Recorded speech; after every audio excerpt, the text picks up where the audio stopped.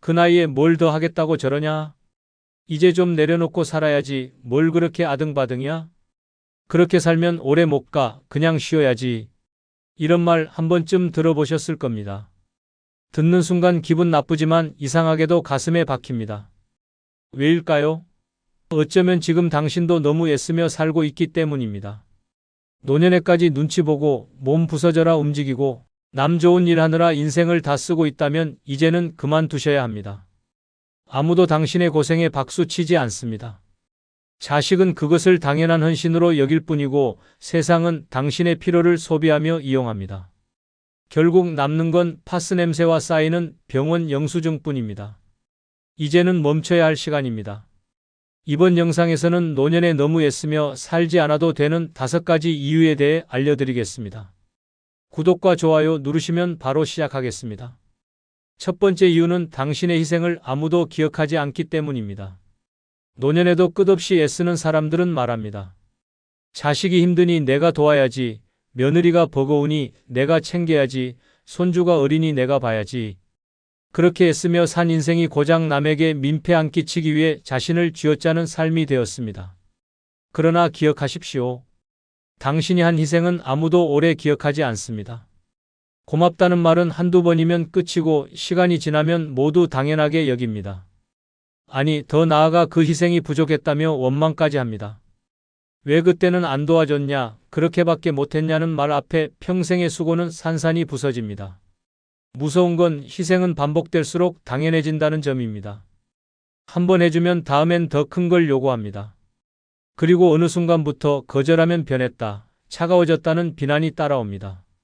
그렇게 마음속에 쌓인 불만을 꾹꾹 눌러가며 살아온 세월. 그 끝엔 누가 있습니까? 몸은 병들었고 마음은 텅 비었고 곁엔 아무도 없습니다. 왜일까요? 당신의 희생이 누군가의 성장으로 이어지지 않았기 때문입니다. 희생은 가르침이 되지 못하고 결국 종속만 남깁니다. 이제는 애쓰지 말아야 합니다. 도와줘도 고마움을 못 느낀다면 하지 않는 것이 더 낫습니다. 마음은 써도 체력은 남겨둬야 합니다. 당신이 망가지면 아무것도 지킬 수 없습니다.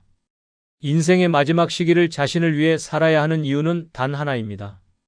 그렇게 하지 않으면 누구도 당신을 위해 살아주지 않기 때문입니다. 인생의 희생은 반납할 수 없습니다. 그러나 이제부터의 삶은 선택할 수 있습니다. 더 늦기 전에 애쓰는 삶을 멈춰야 합니다. 실제 사례 하나를 소개합니다. 대구 북구에 사는 72세 유춘자 씨는 평생을 며느리와 손주를 위해 살아왔습니다. 아들이 맞벌이를 시작하자 유 씨는 손주 셋을 하루 종일 돌봤고 식사 준비에 청소까지 도맡았습니다. 허리가 끊어질 듯 아파도 병원은커녕 파스 한 장 붙이고 다시 일어섰습니다. 며느리는 처음엔 감사해요, 어머니라고 말했지만 몇 년 지나자 이건 왜 이렇게 했어요? 애옷은 좀 신경 써주시지라며 불만을 늘어놓기 시작했습니다. 유 씨는 아무 말도 하지 않았습니다. 그래도 자식이니까, 그래도 가족이니까. 그런데 어느 날 유 씨가 새벽에 갑자기 쓰러졌습니다. 탈수와 과로가 겹쳐 실신한 것이었습니다. 응급실에 실려가며 의식을 잃는 순간 마음속 깊은 곳에서 이런 생각이 들었습니다. 내가 왜 이렇게까지 했을까? 병원에 누워있던 며칠 동안 자식들은 한 번 들렀고 며느리는 전화 한 통을 하고 말았습니다. 퇴원 후 집에 돌아와도 아무도 말하지 않았습니다. 고생하셨어요 라는 말 한마디조차 없었습니다. 그날 이후 유 씨는 모든 걸 멈췄습니다. 손주도 더 이상 돌보지 않았고 밥도 각자 챙겨 먹으라고 했습니다. 처음엔 자식들이 당황했습니다. 하지만 유 씨는 단호했습니다. 이제는 내 몸부터 챙길 거야. 더 이상은 못해. 그리고 근처 경로당에 등록해 매일 아침 라인을 추고 마을 도서관에서 책을 읽고 친구들과 함께 주말마다 소풍을 다녔습니다. 내가 너무 늦게 깨달았지. 내가 나를 안 챙기면 아무도 안 챙겨줘. 유 씨의 말입니다. 이 사례는 우리 모두에게 말합니다. 당신의 희생은 아무도 오래 기억하지 않습니다. 결국 당신만 남고 당신만 병들고 당신만 후회합니다. 그러니 이제는 자신을 위해 살아야 할 시간입니다. 늙어 애쓰며 살아봤자 남는 건 병든 몸과 쓰디쓴 원망뿐입니다. 이제라도 늦지 않았습니다. 애쓰는 삶을 내려놓는 것, 그것이 진짜 당신을 지키는 시작입니다. 두 번째 이유는 애써도 당신 삶은 더 나아지지 않기 때문입니다. 노년에도 발버둥 치며 살아가는 사람들은 이렇게 말합니다. 지금이라도 조금 더 벌어야지. 가만히 있으면 내가 무가치한 사람이 된 것 같아서. 그러나 그렇게 애쓰고 나면 남는 건 허리 통증과 어지럼증뿐입니다. 통장 잔고는 늘 제자리인데 몸만 점점 더 망가져 갑니다. 문제는 애쓰는 만큼의 보상은 없고 오히려 왜 아직도 저렇게 사냐는 눈초리만 돌아온다는 점입니다. 인생의 끝자락까지 이렇게 바둥거려야 합니까? 정답은 단호합니다. 아닙니다. 노년은 성과를 내는 시간이 아닙니다. 삶을 버티고 지켜온 나에게 휴식과 존중을 선물해야 할 시기입니다. 그런데 대부분은 그렇게 살지 못합니다. 그래도 내가 움직여야 집이 굴러간다. 내가 나서야. 자식이 편하다는 착각 속에서 여전히 스스로를 굴립니다. 무리해서 마트 계산을 도우며 허리를 굽히고 땀 뻘뻘 흘리며 손주 도시락을 싸고 고단한 몸을 이끌고 병원 데려다 주며 하루를 보냅니다. 그러고도 돌아오는 건 엄마 또 깜빡했어? 라는 말입니다. 인정받지 못하는 노동, 보상 없는 희생. 결국 이 모든 고생은 당신 인생을 더 나아지게 만들지 못합니다. 노년이 힘든 건 일이 없어서가 아닙니다. 쉴 수 없어서 쉬는 법을 몰라서 더 괴로운 것입니다. 남들 눈치에, 가족 기대에, 스스로 세운 책임감에 떠밀려 쉴 틈조차 없이 애쓰는 삶. 하지만 그 애씀의 끝에는 누구도 손잡아 주지 않습니다. 오히려 그만 좀 하라는 비아냥이 따라옵니다. 그리고 당신은 그날도 혼자 파스 붙이고 약통을 정리하며 중얼거립니다. 내가 이러려고 사는 건가?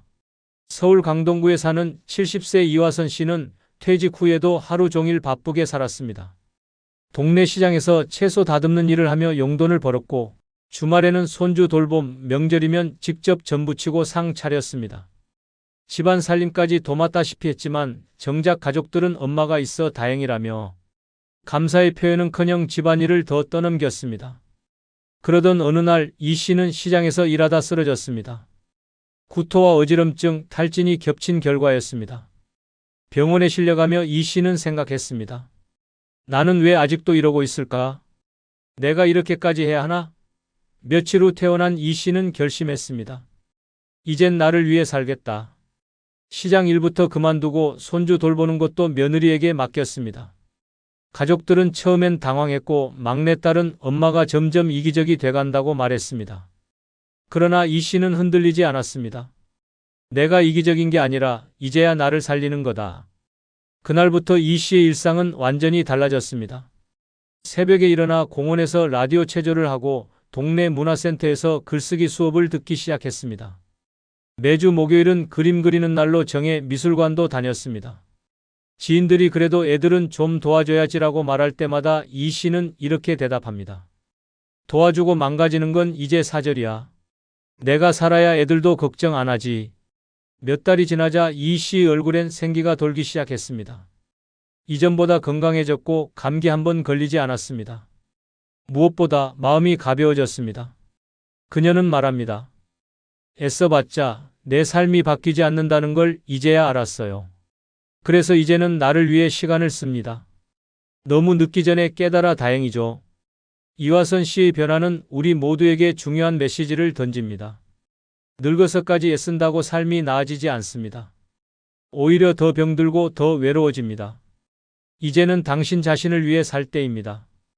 나를 위한 하루, 나를 위한 선택, 나를 위한 시간. 그걸 빼앗기지 않아야 합니다. 노년에 더 나은 삶을 원한다면 애쓰는 삶부터 멈추는 용기가 필요합니다. 그것이 당신 삶을 진짜 변화시키는 시작입니다. 세 번째 이유는 당신이 애쓰면 애쓸수록 사람들은 당신을 더 만만하게 보기 때문입니다. 노년의 고생이 끊이지 않는 진짜 이유는 따로 있습니다. 당신이 너무 참기 때문입니다. 당신이 너무 많이 해주기 때문입니다. 당신이 애써서 다 감당하고 있으니 아무도 당신을 존중하지 않는 것입니다. 도와달라는 말에 거절 못하고 부탁받으면 몸이 부서져도 해주고 나 하나쯤이야 하며 늘 뒤로 물러나니 결국 사람들은 당신을 해주는 사람, 말 안 하고 시켜도 되는 사람으로 여깁니다. 그 결과 고맙다는 말은커녕 늘 손해보는 삶만 남습니다. 한 번만 딱 거절해 보십시오. 당신을 대하는 사람들의 태도가 바뀝니다. 평생 순하게 살아왔던 당신이 안 됩니다. 한마디 하면 놀라며 말합니다. 갑자기 왜 그래요? 그 한마디에 담긴 진심은 이렇습니다. 당신이 늘 해줬는데 왜 이젠 안 하냐는 뜻입니다. 사람들이 당신을 존중하지 않는 이유는 단 하나, 당신이 먼저 당신을 무시했기 때문입니다. 너무 순해서가 아니라 너무 애써서 무시당하는 것입니다. 노년에 착한 사람으로 남으려 하지 마십시오. 착한 사람은 오래 참다가 끝내 터집니다. 그리고 그 순간 아무도 당신 편에 서주지 않습니다. 왜냐하면 이미 당신을 만만한 사람으로 기억했기 때문입니다. 당신의 희생은 습관이 되었고 사람들은 그 습관을 의무라고 착각합니다. 이제는 그 고리를 끊어야 할 때입니다. 당신이 애쓸수록 세상은 더 당연하게 요구할 뿐입니다. 그래서 멈춰야 합니다. 애쓰는 순간부터 인생은 무너집니다. 경기도 안산에 사는 74세 이강희 씨는 평생을 해주는 사람으로 살아왔습니다. 아들이 결혼하자 손주 돌봄을 자청했고 며느리 생일엔 미역국까지 끓여다 주었습니다. 마당 있는 집에 살면서 가족들 모두를 초대해 고기 구워 먹이고 명절이면 양손 무겁게 들려보내는 일을 당연히 해왔습니다. 심지어 남편 사망 후 혼자 살게 된 집을 리모델링해서 아들 부부에게 내주고 본인은 월세방으로 들어갔습니다. 내가 해줄 수 있을 때 해줘야지라는 말이 입버릇이었습니다. 하지만 어느 날 이 씨가 감기 몸살로 쓰러졌습니다. 몸이 떨리고 식은땀이 났지만 가족 중 아무도 오지 않았습니다. 몇 번이고 전화를 걸었지만 아들은 지금 바빠서 이따 전화할게요 한마디뿐이었습니다. 그렇게 이틀을 혼자 앓다 결국 구급차를 불러 병원에 실려갔습니다. 그리고 병실에서 처음으로 울었습니다. 자기가 이렇게까지 했는데 아무도 관심 없다는 현실에 처절하게 무너졌습니다. 퇴원 후 이 씨는 달라졌습니다. 집을 돌려달라고 했고 더 이상 손주를 돌보지 않겠다고 선언했습니다. 가족들은 당황했고 며느리는 어머니, 요즘 왜 이렇게 날카로워지셨어요? 라고 말했습니다. 이 씨는 조용히 대답했습니다. 이제 나를 위해 살려고 해. 내가 나를 안 챙기면 아무도 안 챙겨주니까. 그리고 근처 여성복지관에서 캘리그라피 수업을 듣기 시작했습니다. 정기적으로 시니어 클럽 모임에 나가고 동년배 친구들과 함께 단풍놀이도 다녔습니다. 몇 달이 지나자 아들과 며느리는 이 씨의 달라진 태도에 어쩔 줄 몰라 했습니다. 그러자 이 씨는 마지막으로 한마디를 덧붙였습니다. 이제부터는 내가 하고 싶은 것만 할 거야. 나도 내 인생이 있어. 그 순간부터 이 씨는 더 이상 만만한 어른이 아니었습니다. 거절할 줄 알고 자기를 지킬 줄 아는 사람으로 바뀐 것입니다. 이 사례가 보여주는 메시지는 명확합니다. 애쓰는 사람은 이용당합니다. 착한 사람은 잊힙니다. 그러나 스스로를 지키는 사람은 결국 살아남습니다. 이제는 당신 차례입니다. 당신이 당신을 존중하지 않으면 아무도 하지 않습니다. 애쓰는 인생에서 빠져나오는 순간 비로소 진짜 자유가 시작됩니다. 노년에 만만한 사람이 되지 않기 위해 지금부터라도 애쓰는 버릇을 끊어야 합니다. 그것이 진짜 나를 지키는 방법입니다. 네 번째 이유는 당신이 애쓰는 만큼 몸과 마음이 먼저 망가지기 때문입니다. 늙어도 부지런하다는 말을 듣고 싶어서 아픈 줄도 모르고 일하는 사람들. 아침부터 저녁까지 손주 챙기고 장 보고 밥 차리고 빨래까지 도맡아 하며 쉬는 날 하나 없이 사는 사람들. 그런데 정작 병원에 가면 의사는 말합니다. 이건 하루 이틀 생긴 문제가 아닙니다. 오래 쌓인 겁니다. 그렇게 무너집니다. 쌓인 피로가 고혈압으로, 스트레스가 대상포진으로 꾹꾹 참아온 슬픔이 치매의 문턱까지 끌고 갑니다. 노년이란 시기는 이미 몸에 경고등이 들어온 시점입니다. 허리는 삐끗하면 한 달 가고 무릎은 계단 하나에 퉁퉁 붓습니다. 하지만 그럼에도 많은 사람들은 이렇게 말합니다. 괜찮아, 아직은 버틸 수 있어. 아니요. 그건 버티는 게 습관된 것일 뿐입니다. 이미 몸은 그만하라고 비명을 지르고 있습니다. 그런데도 멈추지 못합니다. 왜일까요? 일하지 않으면 불안하기 때문입니다. 쉬면 무가치한 사람이 된 것 같고 누군가에게 쓸모없어진 것 같아 두렵기 때문입니다. 하지만 이건 착각입니다. 애써서 얻는 건 감사가 아니라 병입니다. 늙어서까지 그렇게 허리 부여잡고 살아봤자 남는 건 병원 진료 예약표와 약 봉지뿐입니다. 건강을 잃으면 아무것도 못합니다. 자식도 못 챙기고 집안일도 못하고 결국 요양병원에서 누워만 있게 됩니다. 그러면서도 입으로는 이렇게 말합니다. 그때 조금만 쉬었으면 노년의 가장 큰 후회는 젊을 때 못 논 게 아니라 늙어서까지 멈추지 못한 것입니다. 대전 서구에 사는 71세 황재숙 씨는 하루도 쉬지 않고 살았습니다.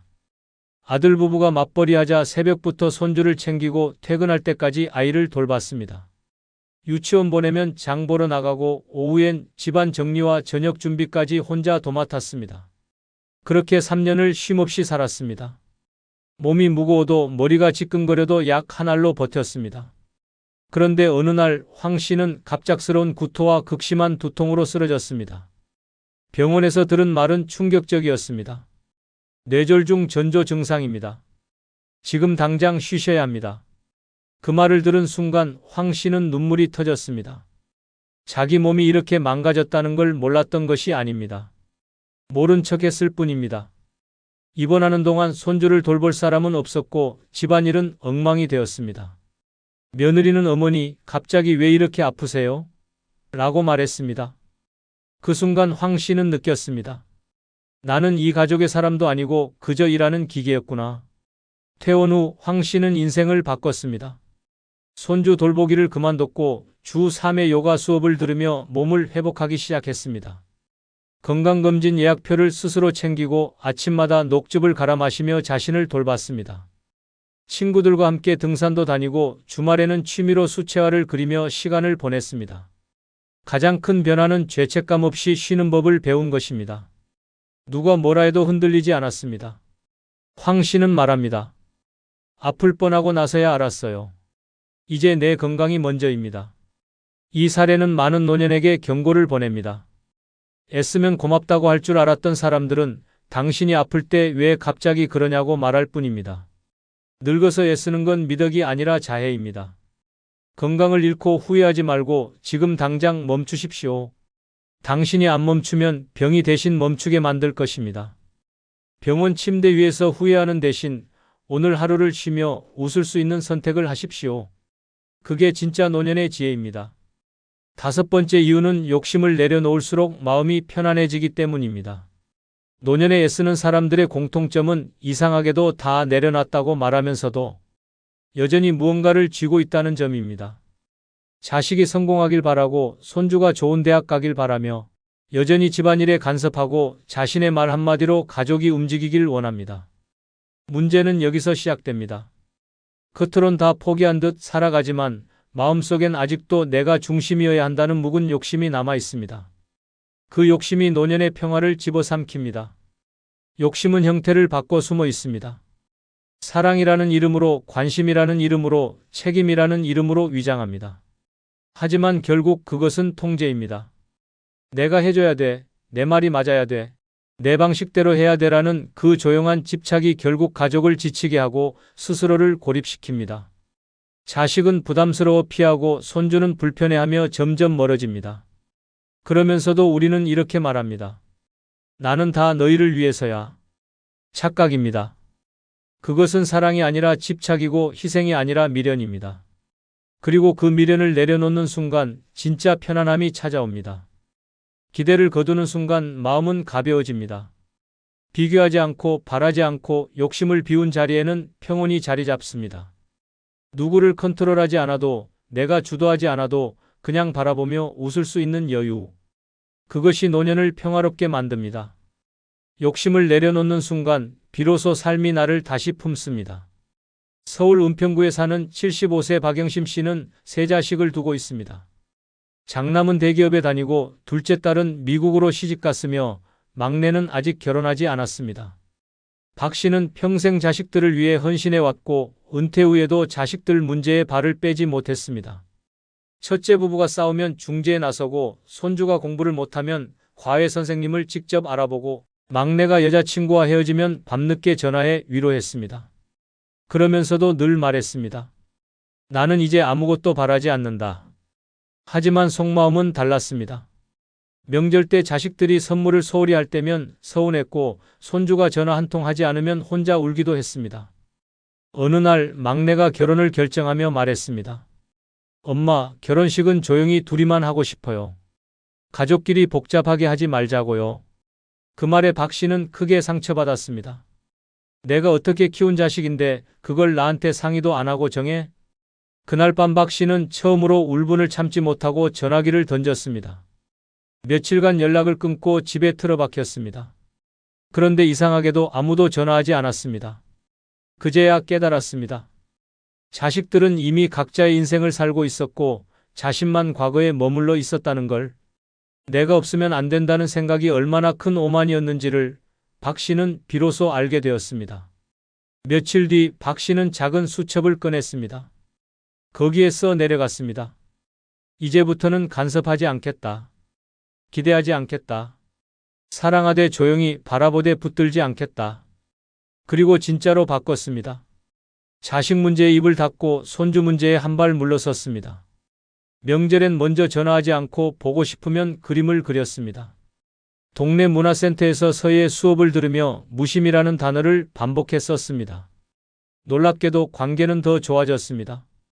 자식들이 먼저 연락해오기 시작했고 손주는 편하게 안기며 웃었습니다. 박 씨는 말합니다. 내가 내려놓으니 오히려 모든 게 돌아오더라고. 이제는 허전하지도 불안하지도 않습니다. 욕심을 버리자 마음이 비어있는 게 아니라 평온으로 가득 찼습니다. 애써서 얻는 평화는 없습니다. 내려놓아야 찾아옵니다. 늙어서까지 쥐고 있는 그 한 줌의 욕심, 결국 당신 마음을 가장 아프게 만드는 독입니다. 지금 손에 쥔 그것을 놓아보십시오. 기대도 통제도 서운함도 전부 던져버리십시오. 그리고 나를 지켜보십시오. 마음이 얼마나 가벼워지는지, 삶이 얼마나 달라지는지, 그것이 늙어 애쓰지 않아야 하는 가장 조용하고 강력한 이유입니다. 다 부질없습니다. 믿었던 사람은 하나둘 모두 떠나고 사람에게 기대었던 마음은 무심한 외면으로 돌아오며 끝내 남는 건 지친 몸과 상처 입은 마음뿐입니다. 자식은 바빠서, 배우자는 무관심과 병으로, 친구는 자기 살기 바빠서 떠나갑니다. 평생 착하게 참으며 희생하며 살았지만 노년에 돌아오는 건 아무도 묻지 않는 안부와 썰렁한 거실의 TV 소리뿐입니다. 이제는 착하게만 살던 인생을 멈춰야 할 때입니다. 노년은 눈치 보는 시간이 아니라 내 삶을 지키는 싸움의 시간입니다. 오늘은 늙어 독하게 살아야 하는 5가지 이유를 주제로 한 영상입니다. 구독과 좋아요 누르시면 지금 시작하겠습니다. 첫 번째 이유는 돈 없고 가난하면 사람 취급을 받지 못하기 때문입니다. 늙어서 가장 치욕스러운 순간은 존재는 살아있는데 취급은 투명인간처럼 받는 순간입니다. 그리고 그 순간은 대부분 돈이 떨어졌을 때 찾아옵니다. 당신이 아무리 착하고 성실하게 살아왔어도, 아무리 자식들 위해 희생해왔어도 돈이 없으면 당신의 말은 무게를 잃고 당신의 존재는 주변에서 서서히 밀려납니다. 대화의 중심에서 밀려나고 결정의 권한에서 배제되며 식사 자리조차 눈치를 보며 앉게 됩니다. 가난은 죄가 아닙니다. 하지만 사람들은 그렇게 생각하지 않습니다. 늙은 사람이 돈이 없으면 도와줘야 하는 존재가 아니라 피해야 할 부담으로 여겨집니다. 젊을 때는 우리 엄마 최고, 아버지 존경해요 라던 자식들도 당신이 생활비 좀 달라고 말하는 순간 얼굴이 바뀝니다. 왜 이렇게 돈을 못 모았어요? 지금도 받는 연금 있잖아요 라는 말로 당신의 과거와 인생을 평가하기 시작합니다. 더 충격적인 건 자식뿐만이 아닙니다. 친척도, 이웃도, 심지어 같이 지내던 사람들도 당신의 경제력에 따라 태도를 바꿉니다. 병원에서 대기할 때도, 공공기관에 상담받으러 갈 때도 돈 있는 노인은 고객이 되고 돈 없는 노인은 대상자로 취급받습니다. 미소조차 억지로 건네는 차가운 시선 속에서 당신은 말없이 작아지고 맙니다. 그래서 늙어서 독하게 살아야 합니다. 누가 챙겨주길 기대하지 않고 내 돈, 내 집, 내 명의를 철저히 지켜야 합니다.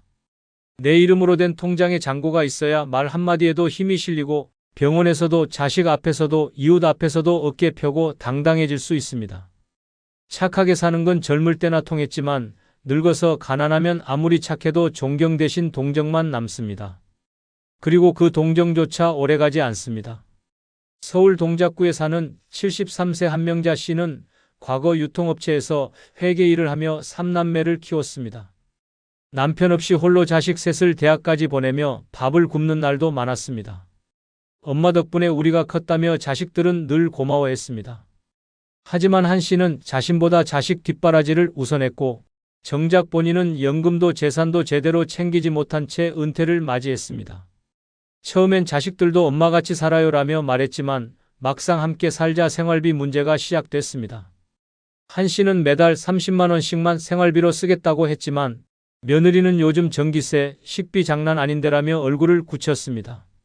몇 달 후 한 씨는 조심스럽게 말했다고 합니다. 내가 어디 알바라도 나가볼까? 그 말에 아들은 대답 대신 방으로 들어가 버렸습니다. 결정적인 날은 손주의 생일이었습니다. 한 씨는 용돈 5만 원을 준비했지만 케이크 앞에서 며느리는 작은 목소리로 말했습니다. 할머니가 요즘 사정이 안 좋으셔서 이번엔 그냥 마음만 받자. 한 씨는 그 자리에 얼어붙었습니다. 손주는 어리둥절했고 딸은 휴대폰만 들여다보았습니다. 그날 밤 한 씨는 방에서 몰래 짐을 쌌습니다. 말도 없이 집을 나와 근처 월세 단칸방으로 이사했습니다. 지금 그녀는 홀로 고물상에서 검수 아르바이트를 하며 한 달에 50만 원씩 모으고 있습니다. 늙어서 가장 무서운 건 병도 아니고 외로움도 아니야. 돈 없는 내가 사람 대접 못 받는 그 순간이었어. 그녀는 말합니다. 이젠 다시는 누구한테도 손 벌리지 않을 거야. 내 노후는 내가 지킬 거야. 가난한 노인은 따뜻한 말 한마디에도 속아 넘어가고 그 말조차 사라진 자리엔 무시와 소외만 남습니다. 그래서 늙어선 독해져야 합니다. 돈을 목숨처럼 지키고 재산을 누구에게도 넘기지 말고 자기 이름 석자를 당당하게 지킬 수 있어야 합니다. 늙어 돈 없으면 말도 인격도 사랑도 잃습니다. 가난한 노인은 아무리 의젓해도 끝내 사람 취급받지 못합니다. 이 잔인한 현실 앞에서 살아남고 싶다면 지금부터라도 냉정하게 독하게 살아야 합니다. 그것이 당신 존엄을 지키는 유일한 길입니다. 두 번째 이유는 노년의 착함은 이용당하기 딱 좋기 때문입니다. 나이 들수록 착한 사람이 되라고 합니다. 말끝마다 미안하다고 하고 자식들 눈치 보며 참고 주변 부탁에 그래 내가 해줄게라고 대답하는 사람. 겉으로 보기엔 참 좋은 어른입니다. 하지만 현실은 정반대입니다. 노년에 착하게 굴면 돌아오는 건 존경도 감동도 아닌 철저한 이용과 착취뿐입니다. 당신이 착하다는 이유로 사람들은 부탁을 시작합니다. 처음엔 어머님 이것 좀 도와주세요였던 말이 어느 순간 이건 어머니가 하셔야죠로 바뀝니다. 자식은 당신의 침묵을 동의로 받아들이고 며느리는 당신의 양보를 책임으로 덧칠합니다. 착함은 곧 아무 말 안 하는 사람에게 떠넘기기 가장 쉬운 핑계가 됩니다. 노년에 착하다는 건 세상에서 가장 위험한 포지션입니다. 강하게 말하면 노인네가 성질 부린다고 욕먹지만 가만히 있으면 끝없이 이용당합니다. 보험 권유, 전화 사기, 친척 부탁, 자식의 대출 보증까지 당신이 착하게 한 발 물러서면 세상은 그 틈을 노리고 당신 위에 올라탑니다. 이용당한 뒤에 남는 건 후회와 비참함 뿐입니다. 특히 가족은 가장 쉽게 부모의 착함을 악용합니다. 우리 엄마는 절대 안 싫다고 하잖아. 아버지는 다 이해해 주시니까? 이런 말을 듣는 순간 당신은 가족의 방패막이이자 희생양이 됩니다. 자신이 원하지 않는 일도 감당해야 하고 재산과 시간, 감정까지 내어줘야 합니다. 그리고 나중에 남는 건 차가운 거리감과 그래도 내가 언제 힘들게 했냐는 뻔뻔한 말뿐입니다. 그래서 노년에는 착하면 안 됩니다. 필요할 땐 거절하고 불편하면 불편하다고 말하고 감당 못할 일에는 단호히 선을 그어야 합니다. 그건 내가 안 할 거야. 이 한마디가 당신을 지켜주는 유일한 무기입니다. 착한 노인은 모두에게 좋은 사람이 될 수는 있어도 정작 본인 인생에서는 언제나 뒷전으로 밀립니다. 경기도 수원에 사는 75세 이복래 씨는 평생을 참 좋은 엄마로 살아왔습니다. 자식 셋을 혼자 키우며 아무리 힘들어도 애들한텐 싫은 소리 말자는 생각으로 살아왔고 주변 사람 부탁에도 늘 괜찮아요, 해드릴게요 하며 몸을 내주었습니다. 누구에게나 참 착한 사람이었지만 정작 이 씨 본인의 삶은 텅 비어 있었습니다. 남편이 떠난 후 큰아들이 엄마 잠깐만 우리 집에서 지내자고 말했고 이 씨는 당연히 좋다고 대답했습니다. 그런데 잠깐은 3년이 되었고 그동안 이 씨는 손주 돌봄, 집안일, 식사 준비까지 전담하며 살았습니다. 하루는 이 씨가 조심스럽게 말했습니다. 나도 이제 혼자 살아보고 싶다. 방을 좀 알아보려 해. 그 말에 돌아온 큰며느리의 반응은 싸늘했습니다. 어머니, 지금 나가시겠다는 건가요? 저희 애 맡아달라고 부탁드린 것도 아닌데요. 그 말을 듣고 이 씨는 깨달았습니다. 내가 스스로 들어왔고, 스스로 참았고, 스스로 착한 엄마 역할을 해왔다는 걸. 그리고 바로 다음 날 짐을 쌌습니다. 미안하다는 말 대신 이제는 내 인생 좀 살아보려 한다는 메모를 남기고 나왔습니다. 지금 이복래 씨는 정부 지원 임대 아파트에 살며 동네 문화센터에서 그림을 배우고 있습니다. 그녀는 말합니다. 내가 그렇게 착하게 살았는데 마지막엔 고맙단 말 한마디 못 들었어요. 이제는 누구한테도 착한 사람 안 할 거예요. 내가 나한테는 좀 독해질 겁니다. 노년의 착함은 미덕이 아니라 무방비 상태를 뜻합니다. 모든 걸 참고 견디는 순간 사람들은 고마워하지 않고 더 많이 요구합니다. 그리고 결국 당신은 모든 걸 내어준 채 혼자 남습니다. 그래서 늙어선 착해선 안 됩니다. 예의는 지키되 자존은 지켜야 합니다. 선한 얼굴 뒤에 단단한 울타리를 세우지 않으면 당신 인생은 타인의 편의 속에 파묻혀 사라집니다. 지금부터라도 독해져야 합니다. 그래야 끝까지 무너지지 않습니다. 세 번째 이유는 세상은 약자에게 절대 친절하지 않기 때문입니다. 사람들은 말로는 어르신 먼저 하세요. 나이 드신 분은 존경해야죠 라고 떠듭니다. 하지만 실제 세상은 다릅니다. 힘없는 노인에겐 존경이 아닌 무시가 돌아오고 도움이 필요한 순간엔 알아서 하세요라는 싸늘한 시선이 쏟아집니다. 나이 들었다는 이유로 양보받는 시대는 끝났습니다. 지금은 늙고 약하면 그냥 빨리 비켜야 할 존재로 취급받을 뿐입니다. 지하철 좌석 앞에 서 있어도 사람들은 고개를 돌립니다. 관공서 창구에서 목소리를 내면 어르신, 여기 말고 저기로 가세요 라며 쫓기듯 밀려납니다. 병원에서도 금융기관에서도 아파트 엘리베이터 안에서도 늙은 사람의 존재는 점점 투명한 공기가 되어갑니다. 무시당하고 싶지 않다면 불쌍한 노인이 아니라 존중받을 만한 노인으로 살아야 합니다. 그리고 그건 오직 내가 나를 지킬 힘이 있을 때만 가능한 일입니다. 가장 잔인한 건 이 사회가 약한 노인을 도와주는 척하면서 결국은 철저히 배제한다는 점입니다. 복지라는 이름으로 수치심을 유발하고 보호라는 말로 통제하고 배려라는 껍데기 속에 철저한 무관심이 숨어 있습니다. 진짜 무서운 건 사람들이 약자를 연민하다가도 그 약자가 요구를 하면 불편한 존재로 낙인 찍는 속도입니다. 그래서 늙어서 약하다는 건 도움받을 기회가 아니라 쉽게 잘라낼 명분이 생겼다는 뜻입니다. 노년에 당당하게 살고 싶다면 약한 척하지 마십시오. 부탁하지 마십시오. 당연한 권리를 권리로 요구할 줄 알고 부당한 대우에 목소리 낼 수 있어야 합니다. 그것이 늙어도 꺾이지 않고 살아남는 유일한 방식입니다. 친절은 힘있는 사람에게 가고 동정은 소모되며 힘없는 약자에겐 냉정한 현실만 남습니다. 늙어서 세상이 냉정하게 보이기 시작했다면 그건 지금까지 너무 착하고 약하게 살아왔기 때문입니다. 대전 유성구에 사는 70세 조영자 씨는 남편과 사별 후 혼자 지내며 오랫동안 다니던 은행에 방문했습니다. 퇴직금 일부를 정기예금에서 적금으로 돌리려는 간단한 요청이었습니다. 하지만 창구 직원은 서류를 번갈아 보더니 말했습니다.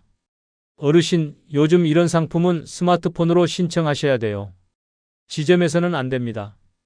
조 씨는 당황했습니다. 내가 직접 왔는데 이 자리에서 안 되는 건가요? 그 말에 직원은 대놓고 짜증을 내며 말했습니다. 그럼 앱 설치하고 오세요. 다음 분 들어오시죠.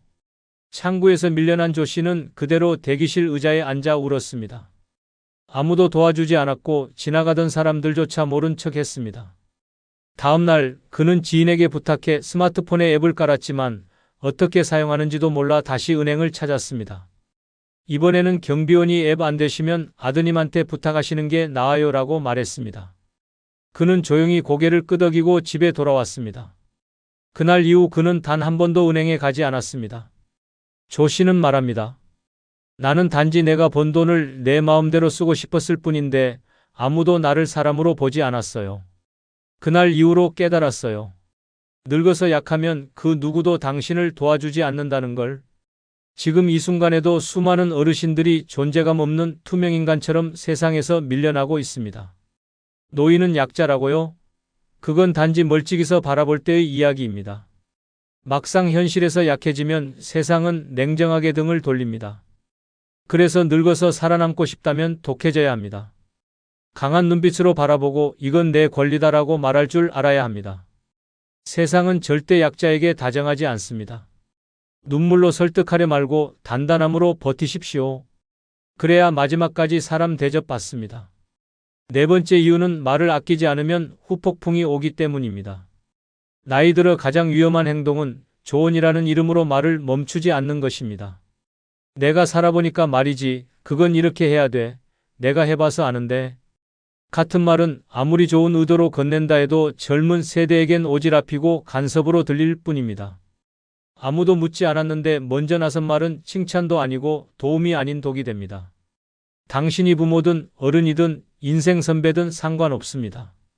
시대는 달라졌고 당신의 말은 더 이상 권위로 받아들여지지 않습니다. 사람들은 조용한 어른을 존중하지 좋은 많은 어른을 존경하지 않습니다. 하지만 많은 이들이 여전히 말로 존재감을 증명하려 합니다. 자식 문제, 손주 교육, 며느리의 살림 방식, 사위의 태도까지 말하지 않으면 안 될 것 같고 지적하지 않으면 불안해집니다. 그러나 그 불안은 결국 싸늘한 반응으로 되돌아옵니다. 엄마, 제발 좀 가만히 계시면 안 돼요? 아버지, 이제 그런 얘긴 그만하세요. 그 말 한마디에 평생 쌓아온 존엄은 무너집니다. 더 끔찍한 건 말이 쌓이면 관계가 끊어진다는 점입니다. 말 많다는 이유 하나로 외면당하고 목소리가 크다는 이유로 따돌림 당합니다. 노년은 듣기보다 말하기가 먼저 되는 순간 쓸모없는 존재로 낙인 찍힙니다. 당신은 도움을 주고 싶었지만 상대는 통제당한다고 느낍니다. 그래서 늙어서는 말보다 표정과 행동으로 말하는 법을 배워야 합니다. 침묵은 때때로 가장 강력한 메시지이며 말 없는 존중이 오히려 관계를 지켜줍니다. 충청남도 서산에 사는 74세 박현숙 씨는 남편과 사별 후 외아들 부부와 함께 살게 되었습니다. 처음엔 서로 조심하며 잘 지냈습니다.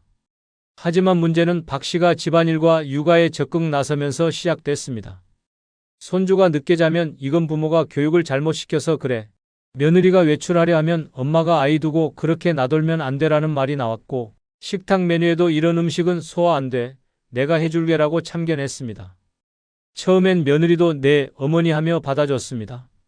하지만 어느 날부터 대답이 짧아졌고 눈을 마주치지 않았습니다. 결국 아들이 말했습니다. 엄마, 우리가 알아서 할게. 그냥 좀 지켜봐줘요. 박 씨는 상처받았지만 잠시뿐이었습니다. 얼마 지나지 않아 다시 참견했고 어느 날 손주에게 너도 버릇이 없다. 그건 안 되는 행동이야 라고 소리쳤습니다. 그날 밤 며느리는 울면서 방에 들어가 버렸고 아들은 박 씨에게 말했습니다. 엄마, 며칠만 친정이라도 다녀오세요. 우리 좀 쉴 시간이 필요해요. 그 말에 박 씨는 결국 짐을 쌌습니다. 돌아서며 남긴 말은 단 한마디였습니다. 나는 도우려 했을 뿐인데. 지금 박 씨는 혼자 삽니다. 혼잣말을 줄이기 위해 라디오를 틀고 말이 많았던 과거를 후회하며 침묵하는 연습을 시작했습니다. 그녀는 말합니다. 말 한마디로 무너진 관계는 다시 붙지 않더라. 늦게 배웠지만 이제는 말보다 눈빛으로 말하는 법을 배워가고 있어. 이 사례는 무서운 진실을 보여줍니다. 늙어서 가장 위험한 무기는 바로 내 입입니다. 아무리 좋은 의도라도 말이 많아지면 사람들은 등을 돌립니다. 자식도 가족도 주변 사람들도 당신의 말보다 조용한 존재감을 원합니다. 늙어 독하게 살아야 하는 이유는 말을 아끼는 용기를 갖기 위해서입니다. 말로 무너진 관계는 다시 붙지 않습니다. 그래서 말은 절제해야 하고 조언은 요청받았을 때만 꺼내야 합니다. 당신의 입을 닫을수록 주변 사람들은 당신을 더 깊이 봅니다. 존중은 말로 얻는 게 아니라 침묵으로 남기는 자리에 피어납니다. 다섯 번째 이유는 자식도 배우자도 결국 당신 곁을 떠날 수 있기 때문입니다. 가족이 평생 함께할 거라 믿는다면 그건 착각입니다. 자식은 자라고 나면 자기 삶으로 떠나고 배우자는 언제든 병이나 죽음 혹은 냉정한 무관심으로 등을 돌릴 수 있습니다. 그때 깨닫습니다. 내 곁에 영원히 남아있는 사람은 결국 나 하나뿐이었다는 사실을. 그런데도 많은 사람들이 나이 들어서도 가족에게 헌신하고 기대며 삽니다. 하지만 그 기대가 부서지는 순간 삶은 순식간에 무너집니다. 그래도 내 자식인데 설마 우리 부부는 다르다는 말은 현실 앞에서 허망한 자기 위안일 뿐입니다. 아무리 자식을 위해 몸을 부숴가며 살아도 부모의 노후까지 책임져 줄 자식은 드뭅니다. 배우자와의 평생 동행도 결국 어느 날 병실에서 혹은 차가운 뒷모습으로 끝이 날 수 있습니다. 사람은 다 떠나지만 노년에 혼자 남은 당신은 누구도 대신해 주지 않습니다. 늙어 독하게 살아야 하는 이유는 바로 여기에 있습니다. 기대지 않기 위해, 무너지지 않기 위해, 떠나는 사람들을 붙잡지 않기 위해서입니다. 가장 잔인한 건 이별이 언제나 조용히 다가온다는 점입니다. 자식은 어느 날 갑자기 멀어지지 않습니다. 처음엔 전화 횟수가 줄고 다음엔 명절에 얼굴을 비추지 않으며 결국엔 엄마, 우리도 사정이 있어요 라는 말로 끝맺습니다. 배우자도 마찬가지입니다. 어느 날 병세가 악화되어 손 한 번 못 잡고 떠나가거나 혹은 같은 집에 살아도 말 한마디 없는 벽이 되어갑니다. 이런 상황에서 살아남으려면 마음을 단단히 먹고 독하게 준비해야 합니다. 혼자서도 당당히 일어설 수 있도록 말입니다. 부산 금정구에 사는 72세 김영순 씨는 평생 가족만 바라보고 살았습니다. 남편은 공무원이었고 자식 셋을 키우며 손 하나 까딱 안 하고 살게 해줬습니다. 김 씨는 늘 생각했습니다. 우리 가족은 절대 안 무너져. 나는 끝까지 이들과 함께 할 거야. 하지만 인생은 그렇게 흘러가지 않았습니다. 남편은 퇴직 후 건강이 급격히 나빠졌고 3년 만에 병으로 세상을 떠났습니다. 그 후 김 씨는 큰아들 집에 의지하며 살았습니다. 처음엔 엄마 편하게 계세요 라고 말하던 아들도 시간이 지나자 부담스러워하는 기색을 숨기지 않았습니다. 며느리는 조용히 딸꾹질하듯 반응을 보였고 손주도 점점 말을 줄였습니다. 하루는 김 씨가 식사를 하다가 그릇을 깨뜨렸는데 며느리의 얼굴이 굳으며 말했습니다. 어머니, 이젠 이런 건 그냥 저희가 할게요. 그 말 한마디에 김 씨는 깨달았습니다. 자신은 이 집의 어머니가 아니라 부담이라는 이름으로 바뀌어 있었다는 사실을. 그날 밤 김 씨는 조용히 짐을 쌌습니다. 말없이 나와 경로주택에 들어갔습니다. 그리고 거기서 마주한 건 외로움이 아니라 오히려 해방감이었습니다. 지금 김 씨는 아침마다 혼자 산책을 나가고 취미로 도예 수업을 듣습니다. 처음엔 눈물이 나서 밥을 못 넘기던 날도 많았지만 지금은 말합니다. 나는 이제야 내 인생을 살고 있어요. 누군가에게 기대는 대신 나를 지키는 법을 배웠죠. 자식도 배우자도 언젠가는 떠날 수 있습니다. 당신 곁에 끝까지 남는 건 오직 준비된 자신뿐입니다. 늙어서도 울지 않으려면, 끝까지 당당하려면 지금부터라도 독하게 살아야 합니다. 그래야 누구 하나 떠나도 무너지지 않고 걸어갈 수 있습니다. 그게 노년을 지키는 유일한 힘입니다.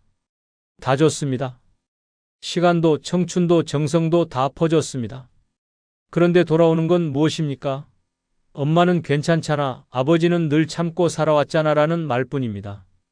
당신이 참고 양보하는 동안 세상은 당신을 당연하게 여겼고 가족조차 당신을 배려의 대상이 아닌 책임 회피의 방패로 만들었습니다. 이젠 깨달아야 합니다. 남은 인생은 오직 나만을 위해 써야 한다는 걸. 아무도 대신 살아주지 않고 대신 아파주지 않고 대신 외로워하지 않습니다. 오늘은 남은 인생 오직 나만을 위해 살아가야 하는 5가지 이유를 주제로 한 영상입니다. 구독과 좋아요 누르시면 지금부터 시작하겠습니다. 첫 번째 이유는 미움받을 용기 없이 살아온 세월이 지쳤기 때문입니다. 평생 좋은 사람으로 살아야 한다는 강박에 시달렸습니다. 항상 웃어야 하고 항상 배려해야 하고 항상 참아야 했습니다. 마음은 아닌데 고개를 끄덕였고 속은 타들어가는데도 겉으로는 괜찮다고 말했습니다. 갈등은 피해야 한다고 배웠고 미움받는 건 실패한 인생처럼 여겼습니다. 그렇게 사는 동안 남들은 당신을 편하게 대했지만 당신은 끝없이 무너졌습니다. 하고 싶지 않은 일에도 그래요 하고 웃었고 도와달라는 말에 제가 할게요를 자동처럼 반복했습니다. 미움받을까 두려워 거절하지 못했고 싫은 말 한마디 못하고 속으로만 울었습니다. 결과는 뻔했습니다. 당신은 편한 사람, 이해심 많은 사람, 참을성 많은 사람으로 불렸고 점점 더 만만한 사람, 이용해도 되는 사람, 무시해도 되는 사람이 되어갔습니다. 착함이 미덕이 아니라 약점이 되는 순간 당신의 인생은 남의 감정 쓰레기통으로 바뀌었습니다. 누구도 당신에게 그만해도 된다고 말해주지 않았고 오히려 더 많이, 더 자주, 더 깊이 희생하길 원했습니다. 그 과정에서 당신의 감정은 사라지고 자존은 무너졌고 결국 삶의 중심에서 당신 자신이 사라졌습니다. 그렇게 미움받지 않기 위해 산 세월이 결국 나를 지치게 만든 주범이었습니다. 이제는 달라져야 합니다. 남 눈치 보느라 내 마음을 짓밟는 삶은 끝내야 합니다. 기분 나쁜 건 티 내고 하기 싫은 건 거절하고 말도 안 되는 요구에는 단호히 싫다고 말할 수 있어야 합니다. 그게 당신을 되찾는 첫 걸음입니다. 이제는 좋은 사람이 아니라 진짜 나로 살아야 할 시간입니다. 서울 강서구에 사는 69세 송은숙 씨는 한평생 주변에 그 사람 참 착해라는 말만 듣고 살아왔습니다. 큰 소리 한 번 안 내고 부탁을 거절해 본 적도 없고 늘 양보하는 게 습관이 된 사람이었습니다. 시댁 행사, 자식, 일, 친구 부탁까지 몸이 부서져도 웃으며 했습니다. 그러던 어느 날 친구 모임에서 송 씨가 가볍게 이번엔 좀 힘들어서 못 나가겠어 라고 말했더니 돌아온 말은 충격이었습니다. 은숙 언니가 그럴 사람이었어? 좀 너무하시네. 평소 가깝다던 친구조차 그녀를 이해해주지 않았습니다. 그날 밤 송 씨는 혼자 집에 앉아 그동안 들었던 모든 좋은 사람이라는 말이 자신을 얼마나 갉아먹었는지 떠올렸습니다. 그리고 다음 날부터 그녀는 달라졌습니다. 단톡방에서 나왔고 연락 오는 사람에게 지금은 나를 먼저 챙겨야 해서 미안하다고 단호히 말했습니다. 그리고 가장 먼저 자신을 너무 힘들게 했던 사람에게 이렇게 말했습니다. 미안하지만 이제 난 착한 사람 그만두기로 했어.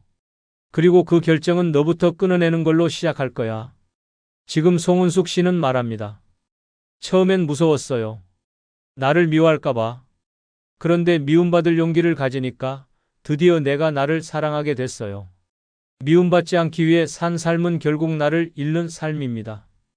이제는 누가 뭐라 하든 상관없이 나를 지키기 위한 말과 행동에 당당해져야 할 시간입니다. 사람들 눈에 좋은 사람으로 남는 것보다 내 눈에 후회 없는 삶이 훨씬 더 중요합니다. 당신이 당신 편이 되지 않으면 이 세상 누구도 끝까지 당신을 지켜주지 않습니다. 이제는 미움받을 용기를 갖고 드디어 나를 위한 인생을 시작해야 할 시간입니다. 두 번째 이유는 잘해도 흉보고 못해도 흉보는 사람들 속에서 살아왔기 때문입니다.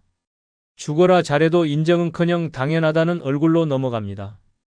도와줬을 땐 그 정도는 할 수 있지라 하고 못 도와주면 그 사람 원래 그래라고 뒷말을 섞습니다. 당신이 희생한 줄도 모르고 애쓴 줄도 모르고 한 번 빠지면 그때부터 눈빛이 달라집니다. 칭찬은 짧고 흉은 길며 고마움은 없고 뒷담화만 남는 사람들 속에서 평생을 버텨왔습니다.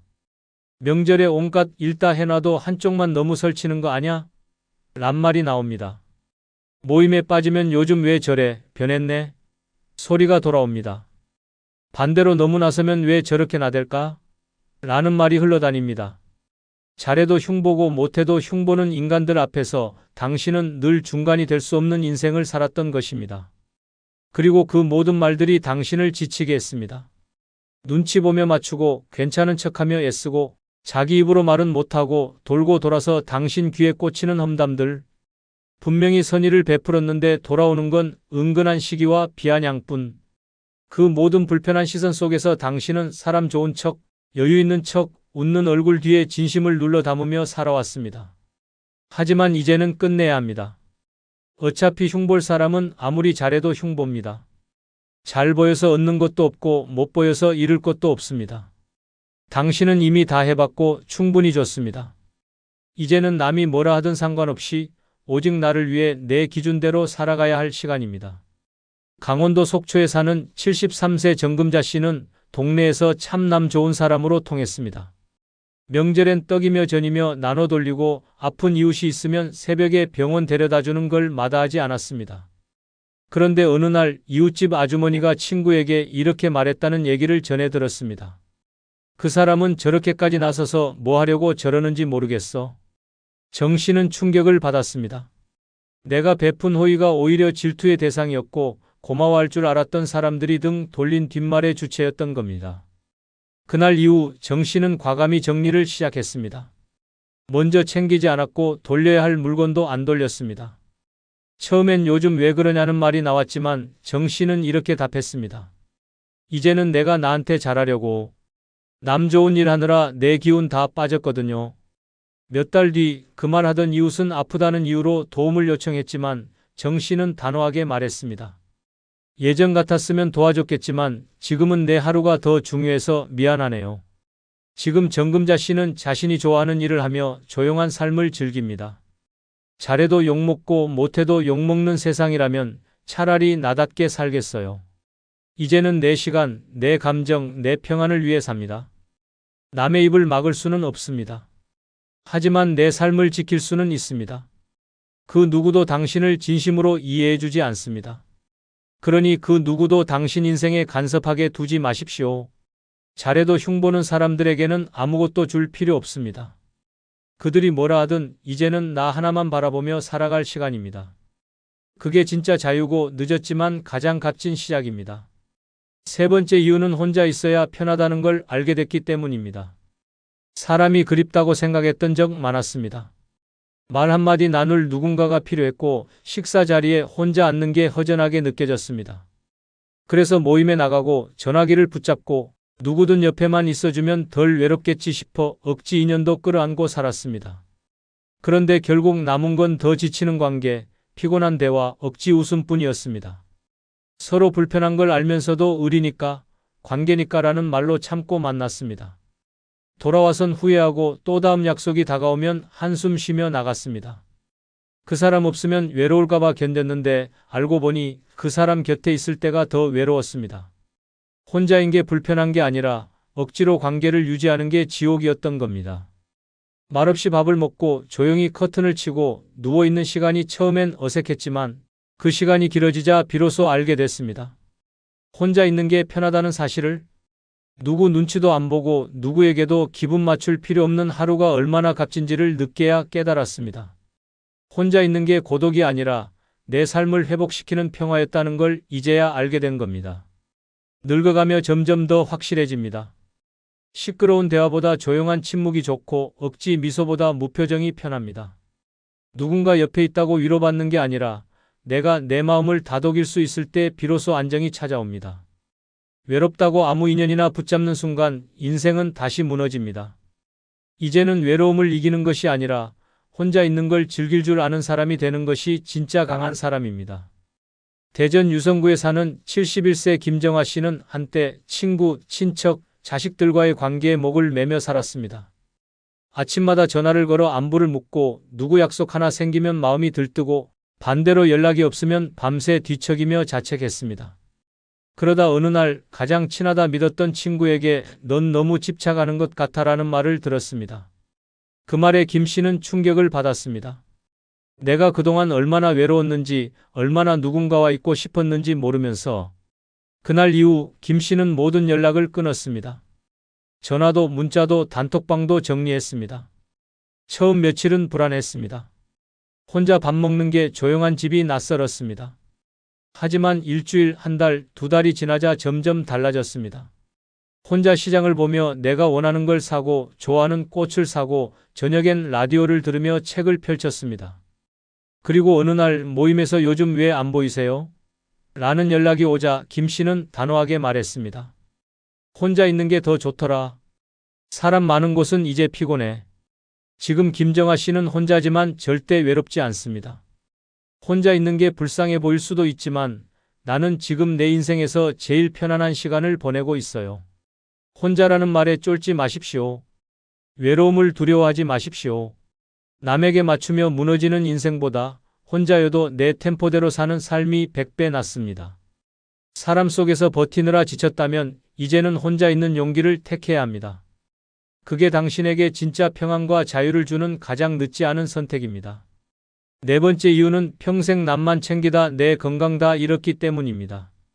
아프다는 말 한번 제대로 못하고 병원 예약은 자식들 일정 맞춰 미루고 내 허리 아픈 건 참으면서 손주 업어 키운 게 당신입니다.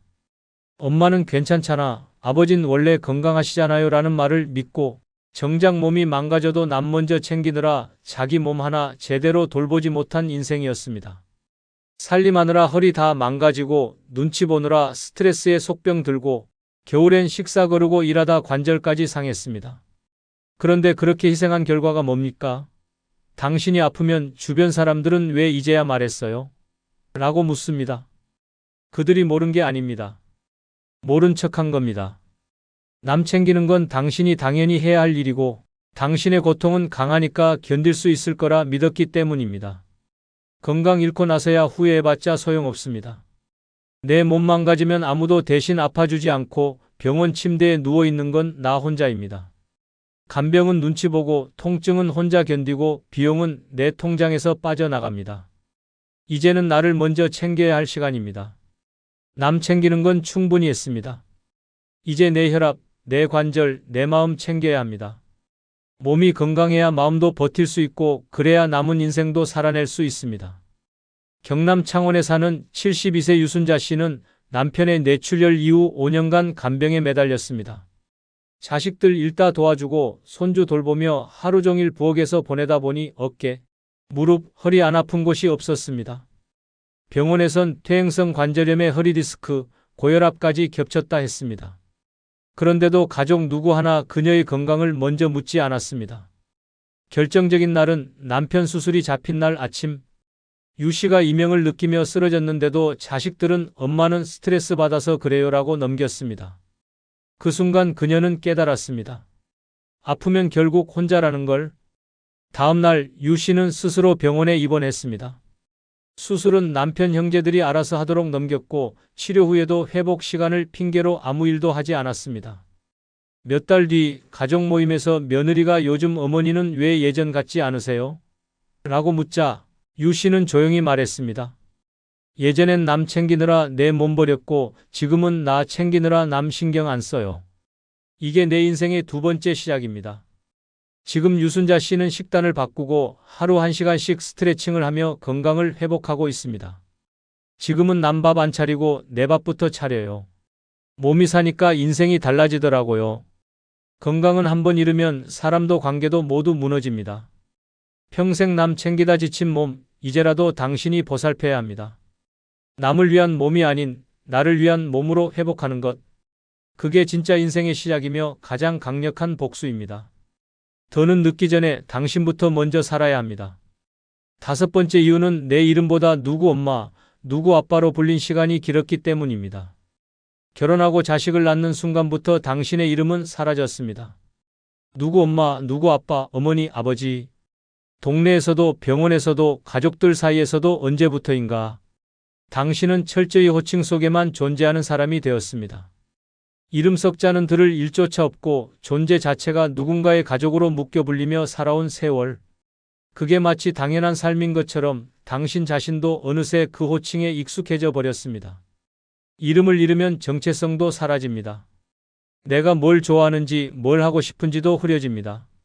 항상 얘는 이걸 좋아해서 우리 남편은 이런 걸 싫어하니까 라며 남을 기준으로 선택하고 행동하다 보니 정작 내가 뭘 원하는지는 알지도 못하고 살아왔습니다. 자식이 자라 독립하면 엄마라는 자리도 무너지고 배우자와의 관계가 틀어지면 아내, 남편이라는 자리조차 무의미해집니다. 결국 남는 건 이름 없는 나입니다. 이름 없는 삶은 존재감도 존엄도 의미도 잃게 만듭니다. 오랜 시간 누구의 보호자, 누구의 뒷바라지로 살아온 삶은 분명 가치 있었지만 이제는 그 무게에서 벗어나야 할 시간입니다. 다른 사람을 위해 희생하는 건 충분히 했습니다. 이제는 당신의 이름으로 하루를 살아야 합니다. 당신이 당신을 다시 불러야 합니다. 당신이 잃어버린 나를 다시 세워야 합니다. 그게 남은 인생에서 가장 먼저 해야 할 일입니다.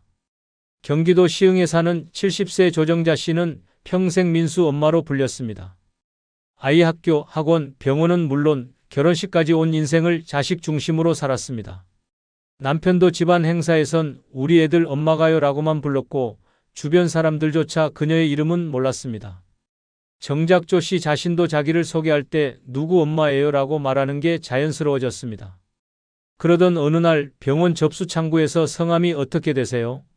라는 질문에 3초 넘게 망설인 자신을 보고 충격을 받았습니다.